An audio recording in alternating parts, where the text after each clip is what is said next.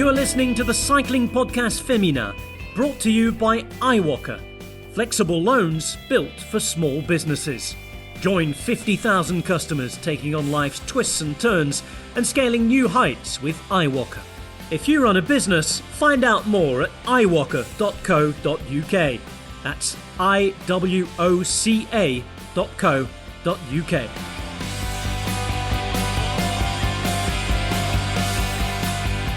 Hello, my name's Richard Moore. It's April, and this is the Cycling Podcast Féminin. I'm with Rose Manley. Hello. And Orla Chennaoui. Hello, hello. How are you both? Good. I'm glad you said it was April. I've no idea what month it is, what day it is, what week it is. So I'm glad you've put me in a space, in a time. Oh my, see, I can't even speak. What do they call it? Grounding, don't they? Grounding. Yeah, you think of 5 things that you've seen today, 4 things that you heard, 3 things that you smelt, 2 things that you something, and it's called grounding. Rose, right.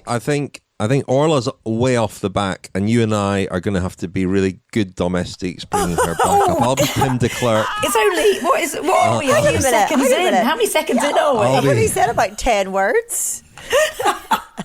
Not. Yeah, but they were all in the wrong order, Orla. Listen. 24/7 caring for 2 children ain't as easy as you might think. Mashes your mind. Yeah. No, well, you know, here we are. We're in a safe space here. No kids. Yes. And we're going to talk about cycling for a bit. I mean, there hasn't been a lot of cycling, but we have actually got quite a lot to talk about. And we've got quite a few interviews in this episode, including with Elise Chabbey, who is a Bigla-Katusha rider who just finished her medical studies last October and has gone back to working in a hospital to respond to the coronavirus crisis. She was asked to go back, so she did. So, you know, we'll hear from her. It's really fascinating to hear how she's juggling her very important work with training still as well. Who else will we hear from? We're going to hear from Louis Delahaije, the coach to Annemiek van Vleuten and Marianne Vos. It's going to be a 2-part of that. Actually, we'll hear a bit from him this month and then another bit next month. Orla, you look like you were going to come in there. I was going to say we were going to hear from Jip van den Bos as well. I was just going to add to our list of what we have coming up. She was out on a road. Yes, you've done a couple of interviews as well, Rose. Yes, I spoke to Molly Weaver about the Dirty Weaver, which is an event that she's made entirely herself. I really wish that people listening could have seen your face at the same time as you did that voice. That was a real Dirty Weaver with a lip curl and everything. You put real gusto into it. Maybe there is a job going. I don't know. Molly, let me know if there's a job going as head of promotions. Yeah. I'll take anything right now. Can you tell us what the Dirty Weaver is, please, Rose? I think we should. Just wait. It sounds fun enough. Wait and find out at the patient. end. Okay, sorry. You haven't got anything else to do, have you? So.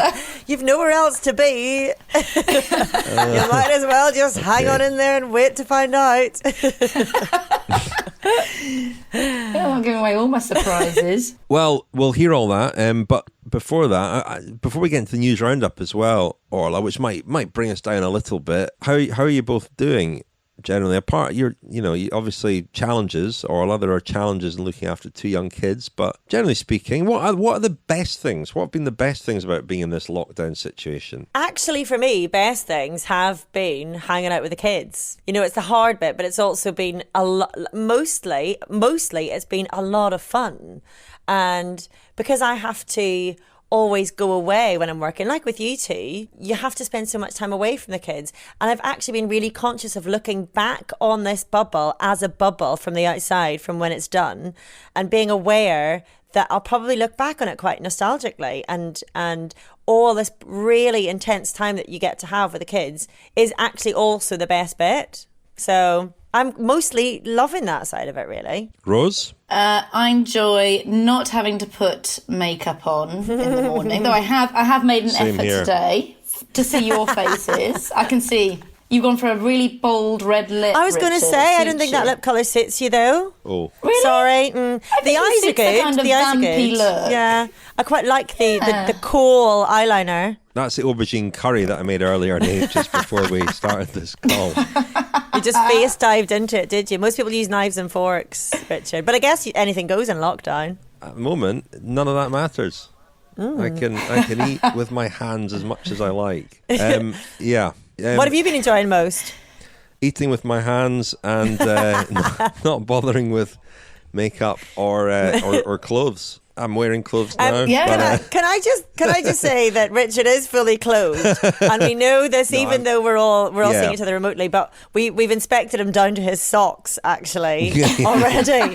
So he's wearing matching socks, very sensible slippers, and shirt and trousers. You've actually made quite an effort. For yeah, this. thanks. I'm actually healthier than I would be normally because probably eating better. I'm eating better. I'm certainly doing more exercise because it's there's less things to do that other than exercise, so I'm finding more time to exercise. And traveling means eating in restaurants and not always eating well, and we've not been traveling, and we do travel a lot, and I've got my turbo trainer here in my office, and I've been riding that most days and really enjoying that, really enjoying feeling slightly fitter and watching a lot of great stuff. I've been talking about this in the regular podcast, but I've been watching the behind the scenes Tour of Flanders documentaries, which are absolutely brilliant, and various other things on Netflix. So on old races, that's been good fun. Keep him busy then, Richard. Yeah, busy. You're living the boy It's dream certainly here busy. on your turbo trainer, Well, watching old in his man stuff. cave. Yeah, watching old races on the TV. So you remember how I said that hanging out with the kids was one of the best bits? Sounds like child avoidance. No, I've been hanging out with our little know. 3-year-old a lot as well. Been doing treasure hunts and obstacle courses, and I've seen the obstacle courses; they're impressive. Building tents in the garden. Yeah, it's been good fun. But we should get on with the news roundup. Orla, can we get some of your cycling news to lift us up? Well, it's not going to lift us, I'm afraid. I apologise in advance. There hasn't been a great deal of good news right now because the racing is what provides us with the good news, isn't it? And the excitement. But we want to keep you across what's happening anyway. So I'll make this brief so you don't get you too down. We do have plenty of good things to talk about later anyway. But racing has been suspended until the 1st of June as of date of recording. Of course, the women's tour was supposed to take place a week later than that. That's already been postponed. So we can't be certain when racing will indeed resume. And that has meant uncertainty for teams and sponsorship across the board. Ronnie Lauka, the president of the newly launched Teams Union, has warned that teams probably will disappear in this crisis and others will end up reduced in size because of businesses struggling, sponsorship funding being cut, jobs being lost. So we know Mitchelton Scott, they confirmed their riders have taken a wage cut in the women's as well as the men's team. Lotto Soudal have had to do the same. You've been chatting, Richard, to Ashley Millman-Passio about something else, or for something else rather, but I know you're going to give us an update as to what she had said about the situation at CCC Live because of the men's team there, announced that they had suspended the majority of their support staff contracts and all rider salaries would be heavily reduced for the remainder of the season. But they're under separate management structures, aren't they? So I think you're going to give us an update on that. And incidentally, one thing that did tickle me slightly was that Millman-Passio, clearly in flying form, because despite the lack of racing or indeed outdoor training, she became the second rider in a week to be pulled from Zwift for posting numbers that were considered too high. It was simply not human to be putting in the numbers that she was doing. So I find that very amusing. One team who have said that their sponsorship won't be affected is a UK-based outfit, Cam Stifosi. They have released a statement saying that their 3-year deal still stands as it was. So that is good news. And finally, the UCI Ethics Commission has delayed its decision in the abuse case involving the manager of Healthmate Cycle Live, Patrick Van Hansen, and that's because of new allegations. We've had an anonymous rider apparently from the team who has filed another formal complaint with the UCI Ethics Commission. They've alleged violence and inappropriate behaviour, and she also claims to have witnessed inappropriate behaviour towards her former teammate Esther Meisels, who was one of the 3 women to have filed similar complaints in May of last year. So still awaiting the outcome of that very serious case. And that, as far as I could see, lady and gentlemen, is our news roundup. You are listening to the Cycling Podcast Féminin, brought to you by iWalker. Flexible loans built for small businesses. Join 50,000 customers taking on life's twists and turns and scaling new heights with iWalker. If you run a business, find out more at iWalker.co.uk. That's iwoca.co.uk.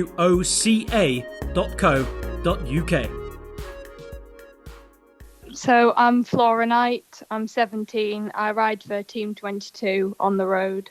Yeah, and Kendal Cycle Club too. So some of the results I'm most proud of, I came 3rd in the National Youth Series in 2018. That was the first ever national race I did, so I was quite proud of that. I won my first ever senior race that I did last season, and I've had several other podium finishes as well that I'm proud of in regional races. So I started racing in 2016 for Kendal Cycle Club. That was just when I got into cycling, yeah. So they were definitely very supportive. I think one of the main things was the club rides every weekend, getting to ride with more experienced riders who had, a lot of knowledge about things that I wasn't sure about yet. That was definitely very useful. And seeing all the support on the Facebook pages and stuff after I'd done races, they were all very kind and supportive of me. That definitely helped keep me motivated. Thank you very much indeed to our title sponsor, iWalker, whose support helps ensure that we can carry on as normal at the moment. They also sponsor the Kendal Cycle Club. We heard from one of their young members, Flora, there. They've got a big women's contingent. I know Kendal Cycle Club are very grateful for the support, as are we. iWalker remains 100% focused on their mission to provide customers with the finance they need to bridge cash flow gaps and make investments. So thank you very much, iWalker. Well, in the first part of today's podcast, we're going to return to a story that we talked about a little bit last month. You spoke, Orla, about some of the Dutch riders who'd taken themselves off backpacking. I think they had in mind a big adventure. It didn't quite turn out like that, did it? It didn't quite because... Well, I was going to say because of the lockdown, but we're in an odd situation, I think, here in the Netherlands compared to certainly the UK anyway, and most of Europe. It's fairly lax here, so we are still allowed and indeed encouraged out. Lots of people out riding their bikes every day. Here, the riders can still go out and train on the roads. But as you say, Yip and a few others on the team had decided that they were going to use the time when the races were cancelled to go off and do this bike packing tour. But the reason they cut it short was as much because they felt it was no longer in the spirit of what we're all being encouraged to do, and they didn't think they should be going off and enjoying this wonderful adventure when we're being told we shouldn't be travelling too much. But yes, so they decided that they were going to have a different way to train. Their races were cancelled. They wanted to have a little bit of fun and keep it interesting, and so they decided to head off and do a bike packing tour with a bit of a difference. So I was asking Yip about that and what else she's been up to. So here she is. We were actually already in Drenthe for the World Tour race in Drenthe. We did a reckon the day before, and then Thursday, I think, everything was just cancelled. First, all the Belgium races were cancelled, and then in the evening, the Dutch races were cancelled. So we had to head home because, we were there, but we couldn't race anymore. At that point, we didn't really know, how bad the situation was. We just said, okay, the coming 3 weeks, we will not race, but after, probably everything will continue. So I was riding back home in the car with Amy that evening, and we were discussing how we could, prepare ourselves for the races that were still on the calendar after the 3 weeks, without riding the races which were cancelled. We thought, okay, we just have to do, we started with some endurance, probably. So make it fun. We have to visit people, make long rides and go to people. And then we thought, it's nice to do it. We just do it on a bike and we go from one person to the other person to the other person. And it makes it, more fun to do it together. then Amy and I came up with the idea, and Sunday, so 2 days after, we left. And we first rode to Anna van der Breggen. We met her on the way so she could ride with us back home to her house. And the day after, she rode again for a while with us. And we had to Jan Willem van het Schip and Taco van der Hoorn. Taco is a road rider for Lotto Jumbo, and Jan Willem is a track rider. Then we stayed there. But actually, like every day, the situation changed a bit. Like we learned more about it because there was like a press conference from the Dutch government, and all the rules changed. So after the first day already, all the coffee places and lunch places were closed. Yeah. Also, like at some point we felt like, is it right what we are doing actually? Because the rules were like they're getting more and more rules, and actually they also said like don't visit people anymore. And we were staying at people's house. So, like, also because we put everything on social media, it's maybe not a good idea. And also for just, like, to listen to the rules, we maybe have to go back home. So then we went back home after 2 days, actually, already. Which was, like, sad, but, like, better for everything. So how far did you get in 2 days then? Did you and how many days did you plan to stay away for? How much equipment did you have with you? How much supplies did you have with you? Yeah, actually, we didn't really plan for how long. We just had, like, for as long as possible. Or as possible, like, as long as we think it's fun. Because we can, like, call people on the way for, like, can we stay at your place tomorrow? And I think for at least, like, 4 nights we were thinking. But in the end, like, it were only 2 nights. And we slept at people's place for 2 nights. But it, like, we didn't have to bring more stuff for more nights. Because we could eat it at somebody's place. We had a bed at somebody's place. So we just brought, like jogging pants and the cycling clothes we could wash at their places. Yeah, actually we could have stayed away for very long. It sounds really good fun. Do you think you would do it again whenever times are a bit freer and the roads are a bit more open? Yeah. I love bikepacking. In November I did it for the first time with Anna in California, and then directly we were like overwhelmed with how cool it was. So it was, again, really, really nice. And I would definitely do it again. But, the situation is just not good for it right now. So how has the whole period been for you since you got back then? What's it been like this? I mean, in Holland at the minute, I guess we've got, it's less restricted than it is in other countries, really. It's not quite as strict in terms of how much we can go out, but obviously everyone has to be responsible and going out in small groups. How have you found this period of not racing and trying to keep your training up? It's mentally pretty hard, actually, because you're so ready. Like, you've been training for months in winter, and you feel ready, you want to show you are, and then it's just not possible anymore. And on the other side, like, this is more important than bike racing in the end. Like, the whole world is, like, suffering from this. And cycling is just, it's just, in the end, just cycling. But for yourself, it's hard to think like that because it's so important for yourself. Yeah, you have to make a big switch in your head. So I actually needed, like, I still struggling a bit with it because to train really good, I think you have to be, like, really motivated. And to be really motivated, it has to be the most important thing in your life. And yeah, right now there is other things which are maybe more important. That makes really precise training pretty hard, I think. Like, on the other side, like, riding a bike is still, like, my biggest hobby. So that's not a problem. But, like, training really well, it's pretty, I think it's quite a mental struggle right now. It's so hard because you don't know where you're training for. Like, if you don't have a proper goal, it's also hard to make a real plan because you don't know when you have to be ready and if there is going to be a season or if there is not a season at all this year. So you have to make training a bit fun for yourself, I think, and find ways how you can motivate yourself. And, like, if you like to go train on your mountain bike right now, like, then I go on my mountain bike. Normally in this period this period of the year, you're really precise with your training because there's races where you, like, need to do your specific sprints for things. So that's really different right now. So is that important to get through all of this, try to have some fun with it as well? Because I guess the fun is a bit of a distraction from both the enormity of what's going on around us and also the difficulty of being uncertain as to where your season's going to go, if the season's going to go. So when you talk about mountain biking, is having fun then a big part of trying to deal with it all mentally? Yeah, I think so. Yeah, I think you don't have to be too hard for yourself. But you have to train, of course. Like it's our work, and you have to be fit, and you want to be fit, and you want to be ready when racing will start. I do think it makes it easier when you find like you can train really well by doing things which are also fun. It's not that you train less good, I think. Yeah, by finding ways, I might even think that you train better when you train in ways which are fun, because then it's just not a struggle or something, you know?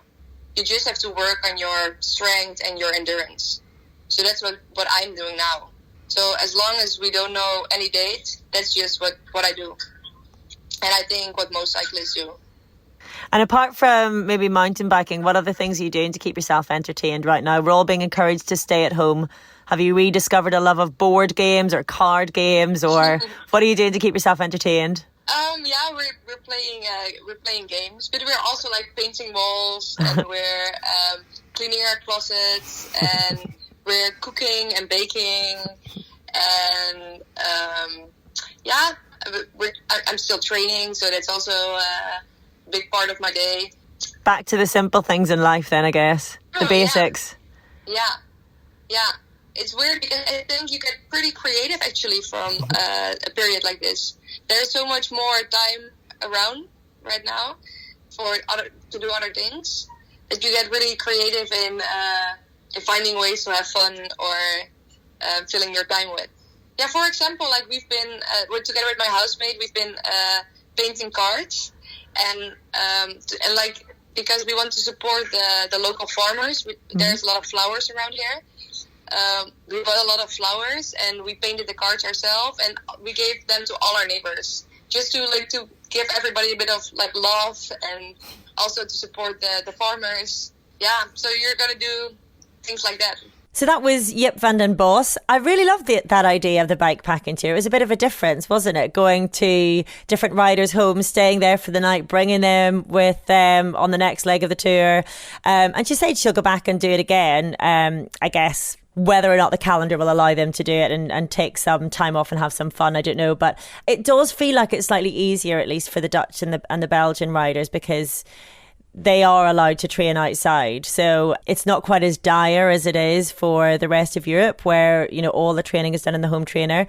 But it was interesting to hear, you know, how Jip is having to mix things up a little bit and keep herself interested, because it's not even just how you're training, but it's what you're training for, you know. It's not having that focus. It's not having the next race in mind. So she's been mixing it up, you know, with different kinds of riding and whatnot, which sounds like a sensible way to do it. But like I say, they've got the privileged position here of being able to get out on the road, which isn't the case for most riders at the moment. Yeah, it's going to be interesting, isn't it, when racing does resume and some riders have been able to train outside and others have been confined to apartments and so on. And there's you mentioned there the sense that they had that it wasn't the right thing to do to take off on their adventure, and one or two other riders as well, I think, even if they're allowed to do it, felt a kind of stigma and certainly a comment coming from elsewhere in Europe that it's wrong to go out and do sort of 200-kilometre rides, certainly. So, and they can't do group rides, of course. It's hard that, though, I think. They can't do group rides and you're not allowed out with more than two people at a time.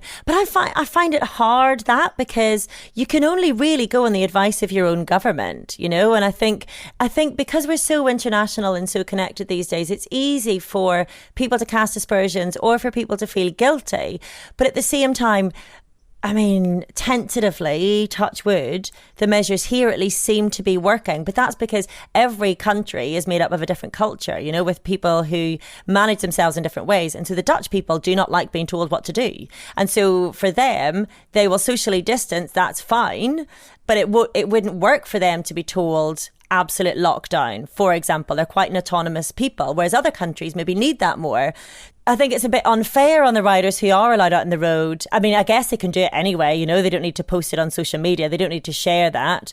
But it will be really interesting, I think, whenever we come out of this and see how everyone has managed, you know, and how the different approaches have worked. But I think there's a lot of kudos to be had now in online racing anyway, and online training. So I guess a lot of the riders who are probably allowed out in the road are maybe sticking in extra Zwift sessions anyway, because that's what everybody's doing, and it's another way of staying connected and relevant and getting sponsors out there in some way. Yeah, I mean, you mentioned earlier that I'd spoken to Ashley Moolman-Passio, and she lives in a lovely sort of sprawling place just outside Banyoles near Girona in Spain. Not a bad place to be in isolation, but she's obviously been on the indoor trainer. And riders like her, who are essentially climbers, she was talking about, that she likes a high cadence, she likes to get out of the saddle a lot.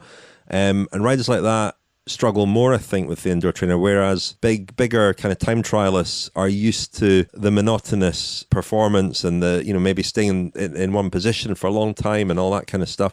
They deal with it a bit better. But she's really taken to it and really embraced it. You mentioned she'd been flagged on Zwift for paranormal performances, but she's really enjoying it and actually seeing it as an opportunity to work on some of her weaknesses. Just briefly as well, and you mentioned the team situation with her.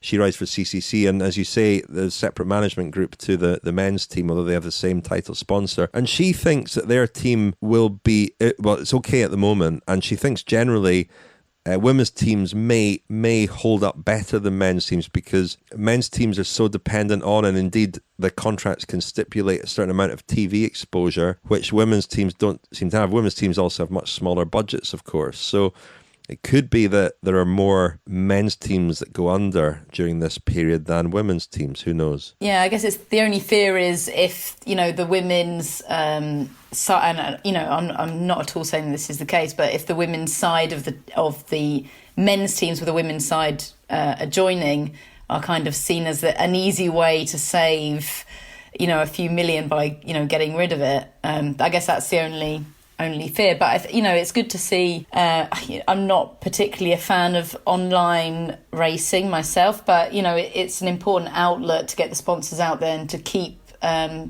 cycling fans with something to watch, something to enjoy. I guess it's interesting when the model, the most recent model, has been hailed as the way forward, whereby men's teams have women's teams on the side. I guess this all exposes the vulnerability of that, really, because the women's teams, which are standalone, do have a smaller budget and they are independent and self-sufficient, really, to a large extent. Whereas if you've got a women's team that's joined to a men's team, they have to be lumped together, really. So if you're going to cut the men's salary, you have to cut the women's salary. So in a way, I think where in normal world, pre all of this, we would have thought that the men's team and the big sponsor behind it made it more financially stable. Actually, now it makes it a little bit more vulnerable. Yeah, back on the subject of training and how riders are coping as well with this, I spoke to Louis Delahaije, the long-time coach of what is now the Jumbo-Visma team, and he began working with Annemiek van Vleuten in 2014 and has coached her all through her kind of evolution into the rider that she is now. We'll hear the bulk of that interview next month, actually, where he talks about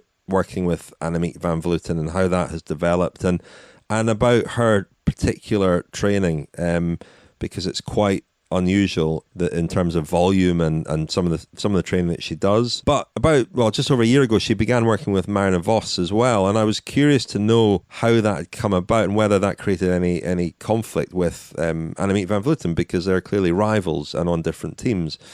We'll hear him first talking about the hookup with Marianne Vos and how that came about, and it surprised me to hear the circumstances behind that.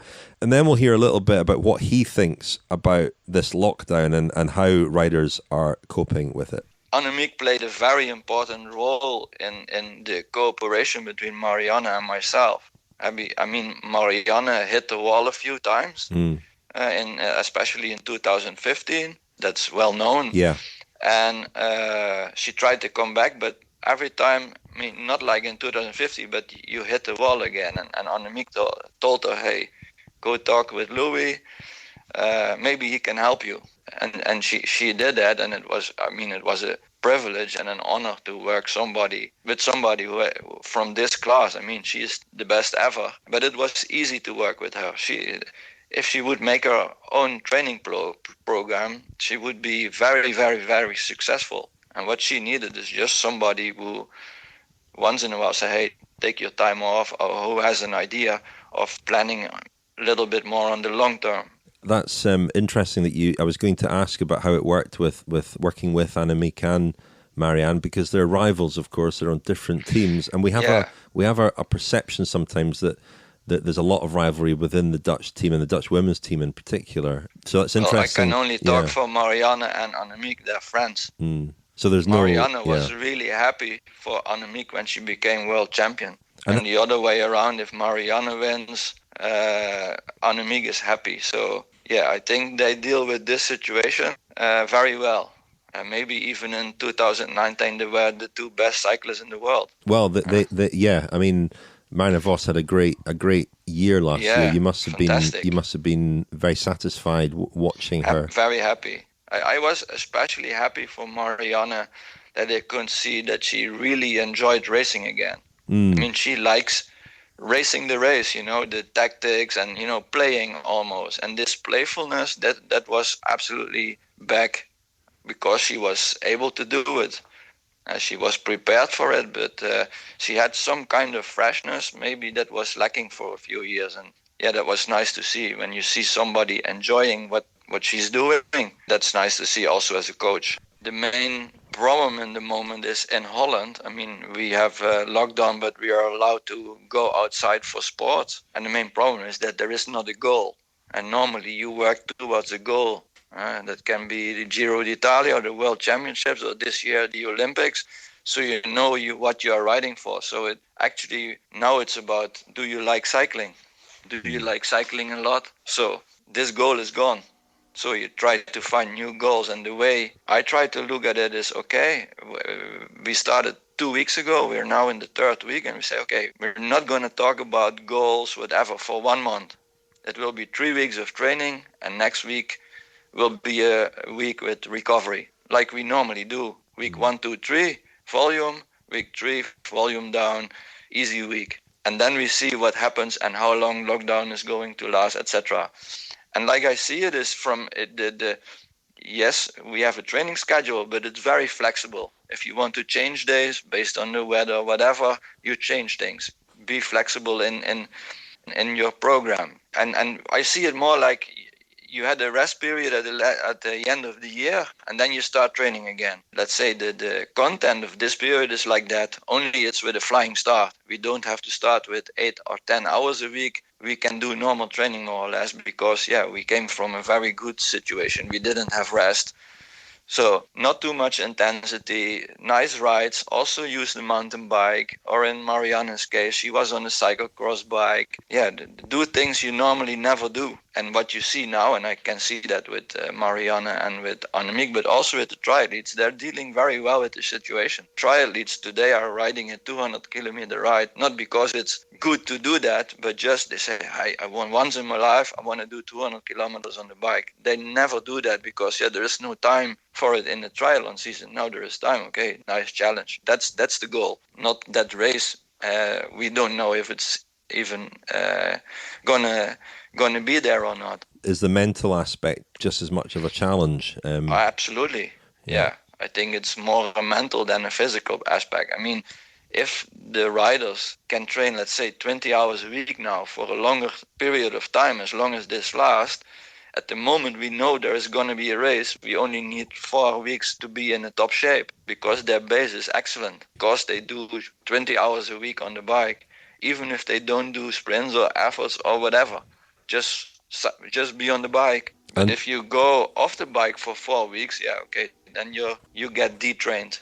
Your level goes down quite rapidly, and you need a long time to get back to that level. And then you need more than 4 weeks. It sounds like most of your riders are quite lucky that they can train outside at the moment. What about riders? But for example, like Robert Geesing, he lives in Andorra. He is training on his stocks, on his balcony. He is not allowed to go outside, but also he makes the best of the situation. But he is not making 30 hours a week, but maybe like 20.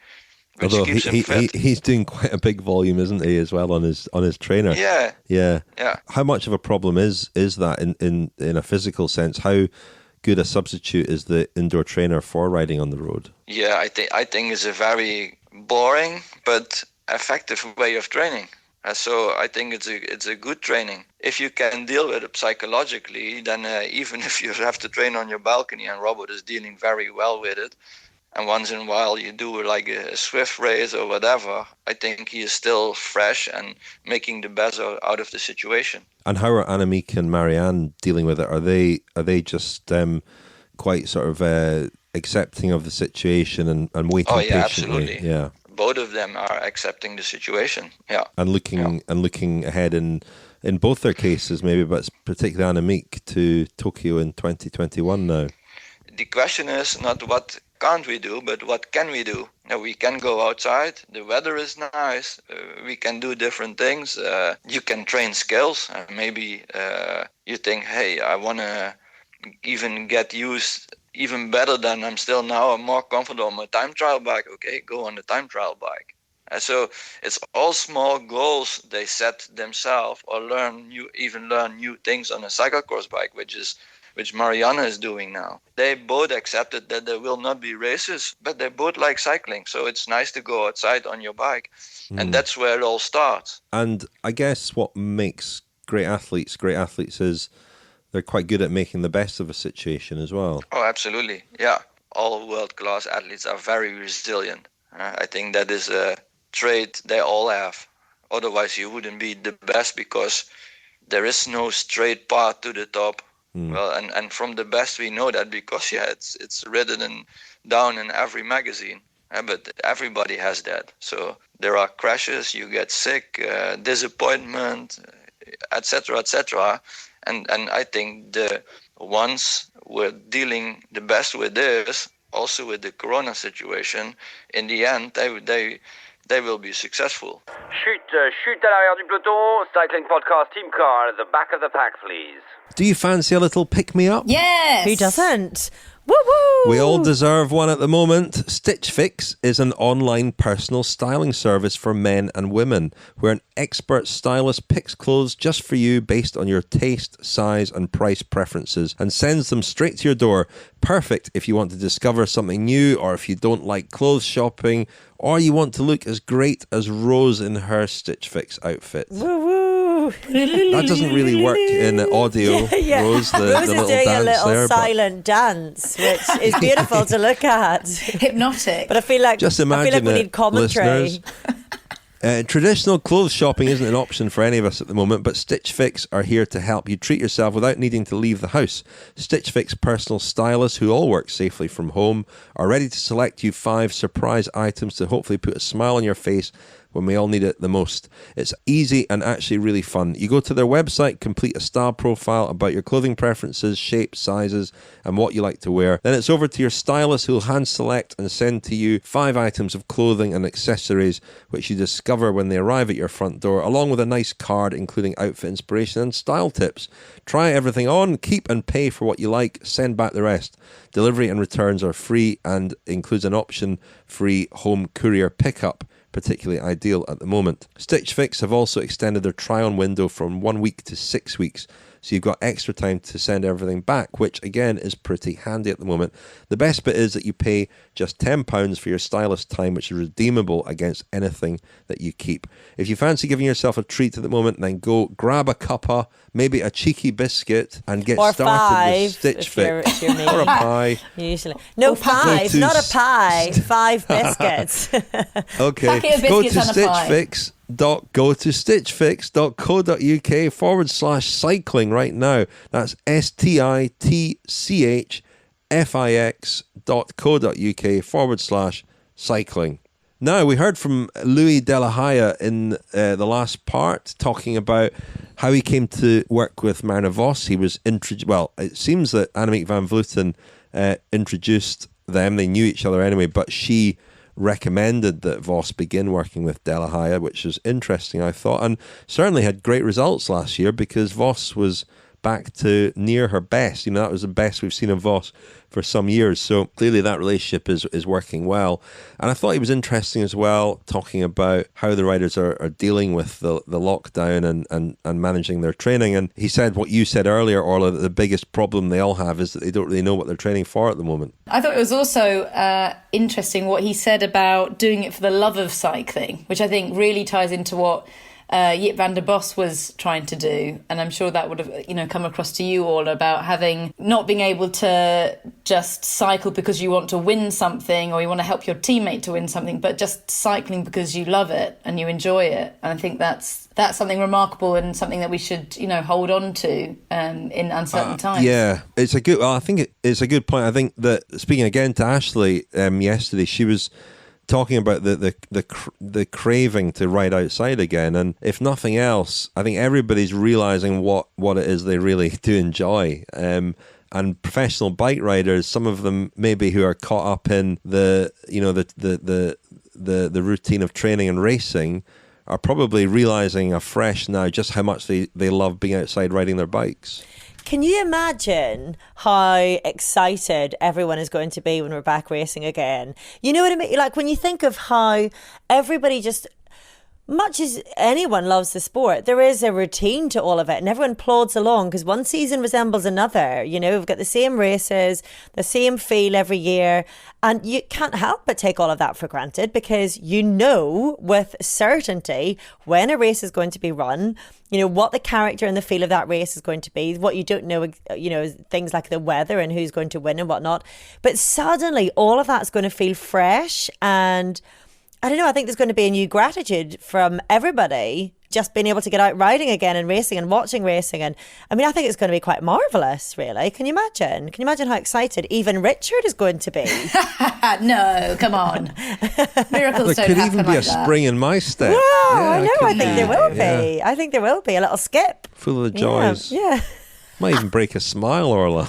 I wouldn't go that far. Yeah, don't push it. I think it'll be rather a lovely thing, though, won't it? It makes us all realise what we enjoy and why we enjoy it, doesn't it? Yeah. I imagine it's not going to just sort of one day be back to normal. There'll be a transition, won't there, where we're probably still all keeping our distance. So we'll, remain within 6 feet of each other, Orla, and kind of wave. I don't know. What will we do? Just you could bow. Well, you can still talk. You can make this a new habit that you just bow to us. I mean, I'm not against that. I can bow. How's that? If you think about how loud Orla's voice is and what an advantage that will be in social distancing. Absolutely. It's remarkable. I think I'd be in favour of a 4 or 5 metres with Orla, actually.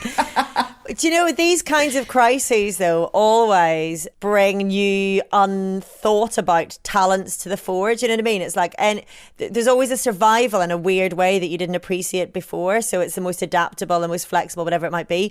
And so it could be now that we of the louder voices will begin to rule the world. And wouldn't that be a wonderful thing? I'm just picturing a zombie apocalypse movie right now, and Orla saving the day at the end because her voice is so booming. Well, no one will be able to hear the whisperers who before were considered to be very polite and delicate and rather sweet. Now they'll be lost, They'll be lost 2 meters away. Or get their opinions, what they want in their world, heard. Yeah. Who cares? We won't hear them. Yeah, only the loudest will survive. You heard it here first. There was a good point. in there somewhere. There wasn't, Richard. I'm not going to pretend that one. There wasn't. Well, let's hear from somebody who is very involved in fighting the coronavirus crisis, Elise Chabbey, who rides for Bigla-Katusha. This was her really first year full-time as a full-time cyclist, in the sense that she was always combining her racing in the past with her medical studies, and she finished them towards the end of last year. So this year was all about the Olympic Games and the World Championships, and obviously being a full-time pro. Being a medic, she was called to work in her local hospital in Geneva a few weeks ago, and she's been doing long shifts there and also trying to keep fit and ready for returning to racing at some point as well. So caught up with her the other day. Here's what she has to say. I only started cycling like 2 or 3 years ago, so it's pretty new for me. But the last 3 years I trained and studied at the same time. Before that I was doing some kayak, but that was a long time ago. That was before medicine. But finishing your studies, you must have thought, that this would be a great opportunity for you to really focus 100% on your sport and make the most of what is a big year this year? Yeah, it was really a relief when I finished my study, because last year was really hard. I had to go to the hospital and go back at home, train, go to training camp, go to the races, and yeah, it was really a hard season for me. And then I was really happy to finish with it, and I was really motivated to train hard and like only focus on cycling this season. But yeah, it didn't happen like this. But what were your big goals this year? Was it the Olympic Games, World Championships? I think my first big goal was the Worlds, because it's in Switzerland, and I think I'm really lucky because I'm only cycling for 3 years and I already have the world at home. So yeah, it was my big goal, but we'll see if it happens. Describe what happened the last few weeks. You started your season already down in Spain. You know, at what point did you realise that the situation with coronavirus was becoming serious? Yeah, so we started the season in Spain and everything was going well with the team. The team is amazing and all the girls are really nice and it was really perfect. And I was in a good shape. And then we had to go to Strade Bianche for the race in Italy. And when we were going there, we heard that the race was cancelled, so we had to go back. And at this moment, I was frustrated because I didn't think it was something like important. I was like, it's nothing and we can still race. And yeah, I was a bit angry.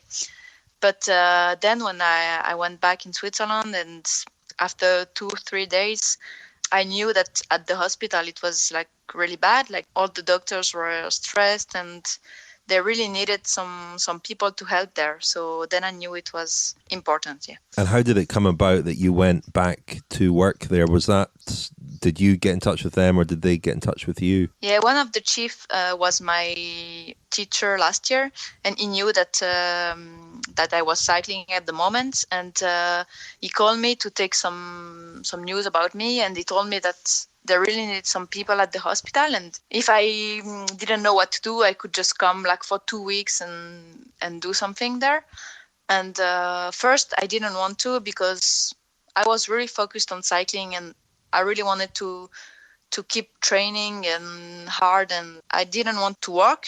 But then I talked with my coach and we talked together, and he said that maybe it's nice to do something because the day is really long when you don't know for what you train and you don't know when is your next race.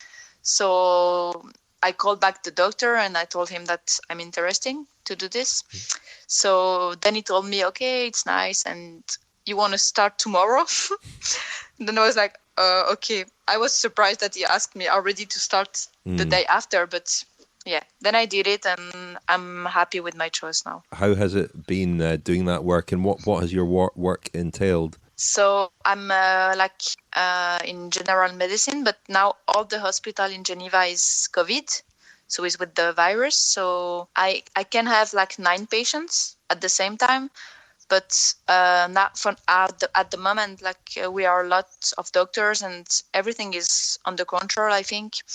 And yeah, I think it's good. And are you worried at all about the danger? Because it's a big subject here in the UK that the doctors and the nurses are in great danger because they don't maybe have the right protective clothing. Do you have good protective clothing for your work? Yeah, I think we are well protected. We have everything. We have the mask and the gloves and everything. And I think I'm pretty young and I'm in good health, so I'm not afraid for me. I'm a bit afraid for my family, but I don't see them now, so I think it's okay. And yeah, I have the feeling I'm really helpful there. I guess you're, given the work that you're doing, you're living in isolation at the moment. I live with my sister, but she's also working at the hospital, so okay. I think it's okay. Yeah. And then I have somebody to talk in the evening. It's nice. And what sort of hours are you working? They told me that I can work as long as I want. So I have a special contract. I can stop when I think it's over or when I don't want to work anymore. So it's really nice. I can really choose. And how many hours in a week are you working? Quite a lot. I think I work something like 60 hours. It depends, yeah. And how are you training around that? How are you managing to keep yourself fit? So I walk during 4 days. So during these 4 days, I do 12 hours a day. So then I try to run in the morning or in the evening. And then after these 4 days, I have 2 days rest. So during these 2 days, I really train on the bike, like long hours, and I really try to train. I mean, it must be really disappointing having worked so hard, I guess, all winter for the season to not be able to use that form in races. But doing the work that you're doing, does that give you a different perspective on that? Do you feel that, you know, what you're doing is ultimately, you know, far more important? Yeah, at first it was really difficult for me because I was really afraid to lose everything I worked for. So like all the shape I had and everything. But I think it's the same for everybody at the end. So at least now I can try to do something. So in my head, I'm really good. So I'm really motivated to when I come back from rock, I'm really motivated to train. And yeah, at least I try to do something from during my day. Well, so, yeah. I guess what you have is a great sense of purpose from what you're doing as well. Yeah. From the experiences you've had and seeing this patients up close and, you know, witness the scale of it, what's your advice to people, you know, perhaps people who maybe don't take it all that seriously? Do you have any advice for people? I think at first, like, nobody took it really seriously. And even me, I didn't really took it seriously. But I think now people understand that it's really important to stay home and to, even with the bike, I think it's nice to stay home and train on the roller and not going outside because, yeah, at the hospital, like everywhere, it's full of people. And as a doctor, I think we really need to focus on the patients who have like the COVID or something really bad, and we can't take care of people that are going to train outside and have an accident and something. And for the cyclist, I think for now everybody is training on the rollers, and so it's the same for everybody. So we just have to be patient, and it will come back. And you mentioned at the start the World Championships in Switzerland in Aigle in September. How confident are you that they will go ahead? It's really hard to say, but for now I'm thinking that it will be there, and I train like it will be there, and we'll see. But for now, I don't know. It's hard to say. I guess cycling has assumed maybe slightly less importance for the moment. Yeah, I think it's far less important, and even if one season is over, we can still ride the next season. The world is not over. Thank you, Elise. That's great. Thank you very much for taking the time. And yeah, I think you know, people will be. I don't know if it's the same in Switzerland, but here in the UK, people are very appreciative of and grateful to all the doctors and nurses. So I'm sure people listening to the podcast will feel the same as well. Mm-hmm. Thanks a lot. It's really nice.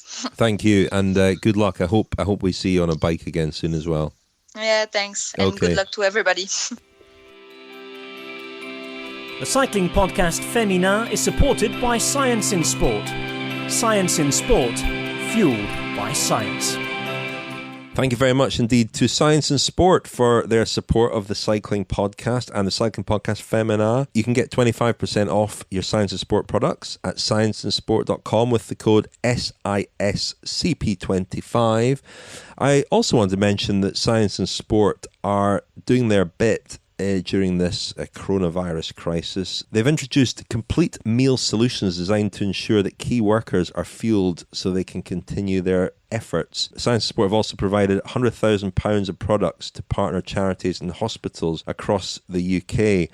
The complete meal solution, how that works is for every tub of complete meal solutions sold, Science and Sport will donate an extra tub on your behalf to their charity partners to help those in need. You can also choose to donate your purchased tub to those most in need at this challenging time. We will match that donation and donate the second tub.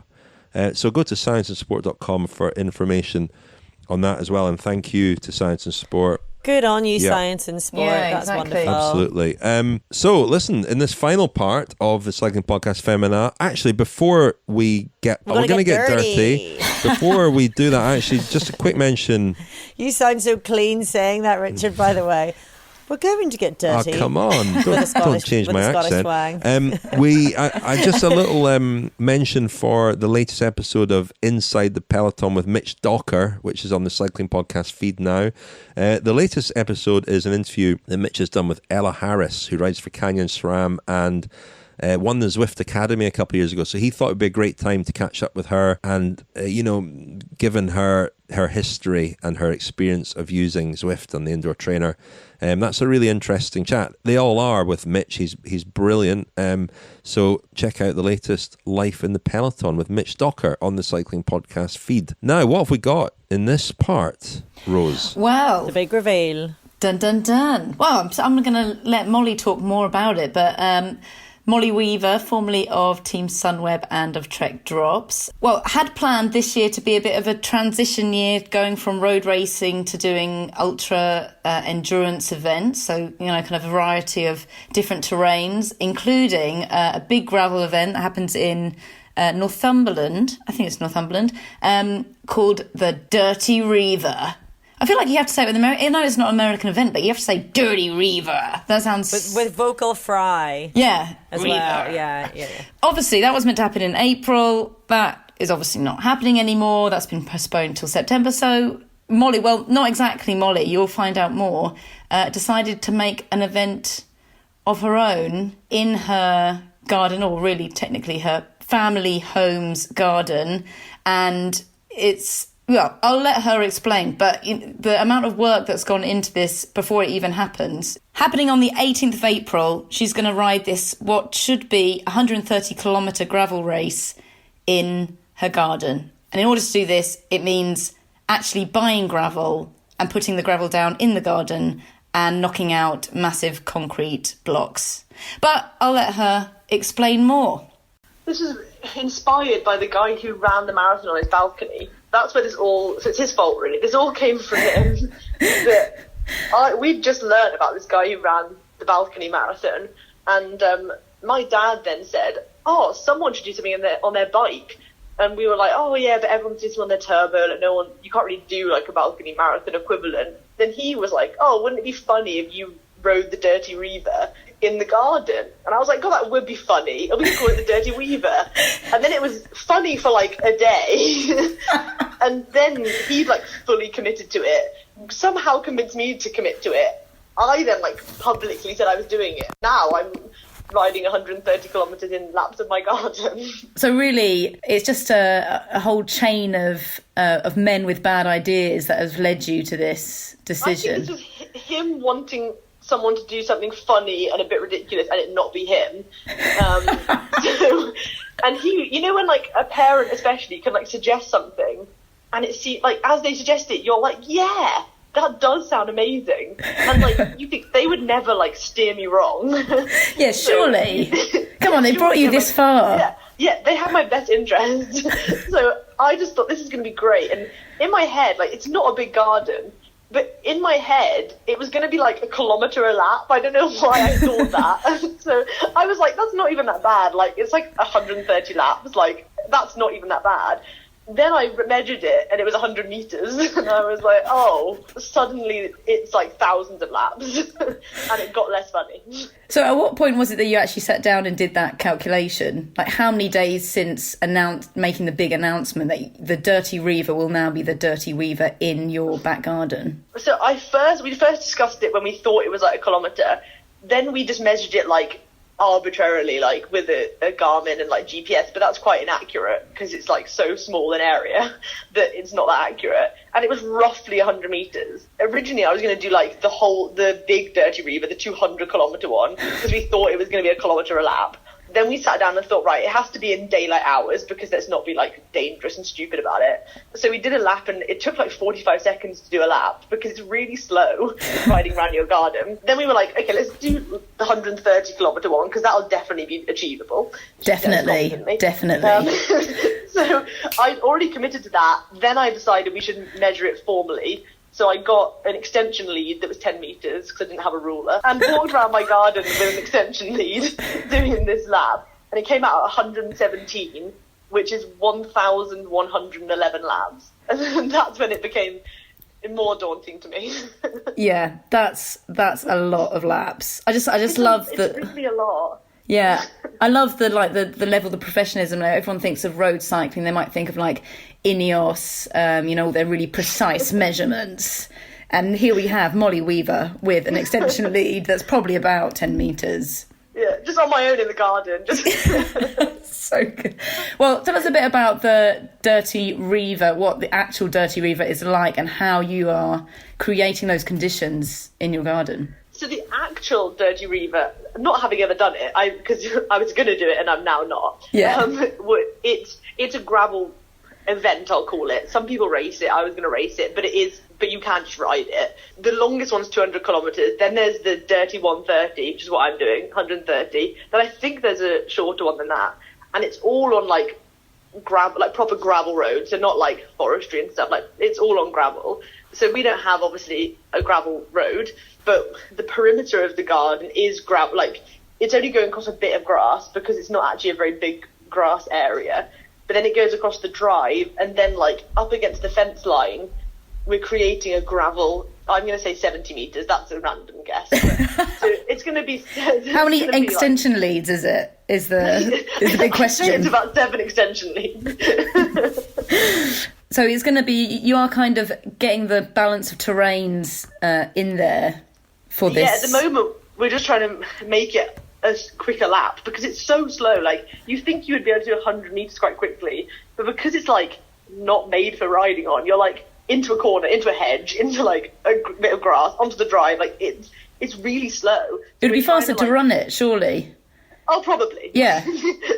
So we're trying to like make it as easy as it can be. We want to get it so that I can do it in 12 hours and it be like achievable. It's pushing up against the 12-hour mark, and I've never actually ridden my bike for that long, so it's going to be a whole new world for me. What about feed zones and, have you got a mechanic backing you up? Well, I'm going to refuse to do any mechanical work, so there has to be someone there for that, because I'm not going to be changing a puncture in the middle of this. This is pro setup. Like, I'm going to have like a team car, which is just my family car on the driveway. I'm thinking like spare bikes. I'm thinking there's going to be all kinds. We are going to have a feed zone, but obviously socially distanced from everyone because it's just me. So yeah. There won't be anyone feeding me. But and yeah, I think there's going to have to be breaks because I'm not going to be sitting on the saddle for 12 hours straight. But people are also wanting like live streams and stuff, but it's quite a challenge when you're just on your lonesome. So we'll see. See, well, I mean, you some dedicated fans out there watching you for 12 hours. I know, that is dedication. Yeah. But, I mean, I'm going to find some fun way. I mean, people want to watch the suffering, so... Give the fans what they want, come on. Yeah, exactly, yeah. I'm also just picturing, because you have actually had to lay down gravel and things. I am just because I have actually met your mum, haven't I, at the women's tour last year when I was there for the Cycling Podcast. And I can just imagine your mum just... like sighing quietly as she watches you ruin the family garden. Yeah, when we started talking about like straightening corners, she was less into that idea. Yeah. But we forged ahead because this is important. I mean, she's put like she got like she went on long leave from work, which is like when you get some like time off work that's longer than normal, where she dedicated the whole time to doing the garden, and we're now like being like, look, the Dirty Weaver is more important. You might have spent months of your life dedicated to this, but, it's going to be ripped apart in front of your eyes. But, I mean, it is an important cause that you are raising money for Women's Aid, which is an incredibly important cause. How did you choose Women's Aid to raise money for? So when I first decided to do this, I was like, I'm not just going to do this for the sake of it, because... I mean, who has the motivation to do that? Not me. So I was like, I need to have something that's going to, like, make it worth it while I'm on, like, lap 700. But I personally couldn't think of a charity that I was like, yeah, that's the one, and I'm really like drawn to it. So I just asked people like, what do you think it should be for? And then someone suggested Women's Aid, and they sent me all the statistics and the figures around domestic abuse normally and how much worse it's going to be in lockdown and how nobody's talking about it and it's not getting any more support and it's kind of a hidden thing. And I just thought, actually, I feel like drawn to that, and it's like, yeah, it's something that I can put my heart into, and I can actually I can feel some motivation from it. So I decided that was what I wanted to go for, and I'm glad I did. I think it's a really important one. It was going to be a bit of an important year for you as well, having a bit of a fresh start and trying to move into doing more ultra endurance and having a mix of races. It must have been hard to have all of those events kind of disappear. But I mean, the good thing is I've seen that the Dirty Reaver has been postponed and is due to be back on in September, I guess. Yes, I've had a few that have been cancelled and a few that have postponed, but nobody actually knows like what's going to happen. But I don't know, I kind of feel indifferent about it at this point. When it was the beginnings of all this and stuff was getting cancelled, I think everyone was a bit like, I trained all winter in all that crap weather, and like I hated every second of it, and now it's gone. Like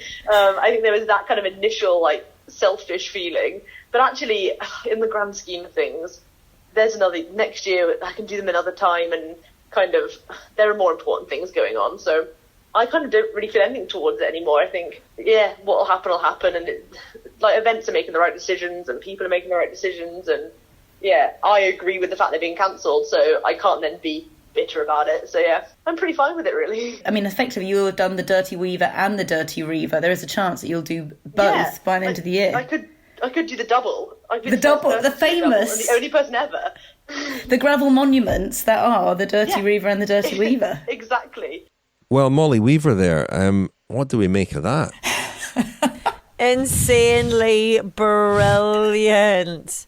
I love she's doing that. I love it. I love that she's doing it and not me, that's for sure. Oh, yeah, well, for sure. Yeah. Don't envy it at all. But she is, I should mention again, actually, that she is raising money, fundraising for Women's Aid, which is particularly important now when domestic violence goes up, when people are isolated and in lockdown. So get on and make sure you support her, because we need more eyes watching to make sure that she actually does it. So donate some money. That's true.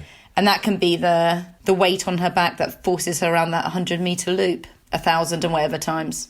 It's one of those things where you would do one loop, and it would be so easy. The effort would barely register, and in your head you think, well, that was so easy that doing I'll do it another 1,000 times is going to be absolutely fine.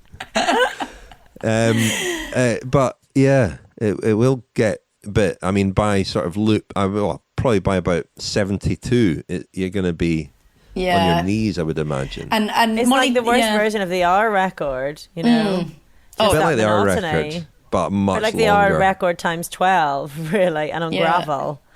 Yeah, and you can imagine also, I mean, that Molly was also saying, not in the interview but afterwards, said that actually they're her and her dad are trying to make it a bit faster, because effectively there is one bit of the course where you have to come to pretty much a complete standstill to get round the corner to and then do another 100 metres, isn't it? Yeah, that's going to get irritating. How many metres do you reckon would be around a lap of your garden, Richard? Can we set up some sort of a similar challenge? These obstacle courses look quite considerable. I would say 40 to 50. 40 to right 50. Round. So you don't even need to do 2,000. Do you want to give it a go? Give it a wee shot. No, you'd have to do more than that, because Molly's is 100 and yours is 40 to 50. So you'd have to do 2,500 or something. Yeah, I'm not going to do that. Consider it, though. Your neighbours looking over the garden fence. What is that bloke still doing? Riding around his garden on a bike. They shouldn't be leaning against the fence. They should be social distancing from the fence. They should not be encroaching on Richard's garden. That's for sure. Well, I'm. This is where I feel quite grateful that I currently don't have a garden, so I can't even shame myself into doing anything similar. So I'm all right for now. I'm going to keep quiet. Very quiet. Well, good luck to Molly. Yes, well, hopefully by next podcast she'll have recovered, and we can make sure that she definitely did it. 12 hours. We say that, Rose. Not sure she will, but no. We should say before next podcast we're going to do something a little fun, aren't we? Oh, yeah. We'll take a considerably less effort than Molly's. Yes, but Molly's using her skill of riding bikes, and we're using our skill of just talking. talking. I'm going to bring you two into an Insta Live when this episode goes out and have a little chat about, well, whatever's been in the episode, but also just bringing people into the discussion with us. People can ask questions, join in our conversation, and have a bit of fun. So I'm not sure whether... When are we going to aim to do this? Will we announce on social media when it'll be? Yeah, we'll announce on social media. One night next week? We'll maybe do it, I guess, the night after the podcast goes out or something, to give people a chance to have a listen and ask us any questions. But you can ask questions about anything, like best footwear in the lockdown or best bedroom obstacle course or something. My kids. gosh. Richard's wow. I meant for kids. I'm doing obstacle courses in my kids' bedroom for them every now and again. Great cover. Although it's going to be a late night recording. We can do what we like, people. It's sponsor free. We're not obliged to anybody. We can have a bit of fun. We'll do our own dirty. I'm not telling anyone about my bedroom obstacle course. Oh my god. Thank you very much. Thank goodness for that, eh? It might be time to wrap it up there, I think it might be. Folks. But yeah, see you all on Insta Live then. Well, yeah, and next month I mentioned we'll hear more from Louis Delahaije, and we might do something a little bit different next month, assuming that we're still in this lockdown state. So listen out for that. But for the moment, thank you very much indeed, Rose. Thank you, Richard. Thanks, Orla. Stay safe. And you guys. And Orla, thank you very much. Thank you both. Stay safe and stay back.